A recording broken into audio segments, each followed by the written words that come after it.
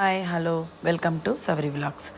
మీకు నేను అరుణాచలం ట్రిప్ అయితే చూపించాను కదా. ఇప్పుడు వచ్చేసి పద్మనాభస్వామి, అనంత పద్మనాభస్వామి, ఇది కేరళలో ఉందన్నమాట. సో ఇక్కడ ఏంటంటే మనం టెంపుల్లోకి వెళ్ళాలంటే ఫోన్లు ఎలవలేదు, అట్లీస్ట్ కార్ కీ కూడా ఎలవలేదు.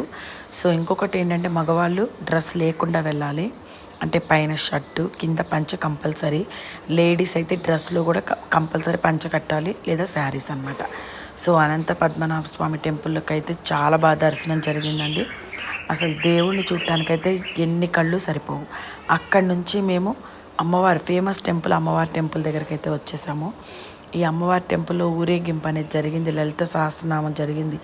టెంపుల్ అయితే చాలా బాగుంది. ఇక్కడ కూడా మనకి నరదిష్టి అనేది ఏదన్నా ఉంటే పోతుందంట. మనం అక్కడ కొనుక్కొని ఆ నరదిష్టి అనేది తిప్పి దేవుడి దగ్గర వేసేయాలి. అదొక ఫెసిలిటీ బాగుంది, ఇది కూడా బాగుంది. తర్వాత ఇంకొకటి ఏంటంటే ఇక్కడ మనకి వినాయక టెంపుల్ ఉంది. ఇది మమ్మల్ని వీడియో తీయనేలేదండి. సో వినాయకుడి టెంపుల్ కూడా ఇక్కడ ఫేమస్. ఇక్కడ మనం ఏదనుకుంటే అది జరుగుతుందన్నమాట. సో ఇంకా లాస్ట్కి వచ్చేసి కేరళ భోజనం. సో కేరళ భోజనం అయితే చాలా బాగుంది, వెరైటీగా మేమైతే టేస్ట్ చేసాము.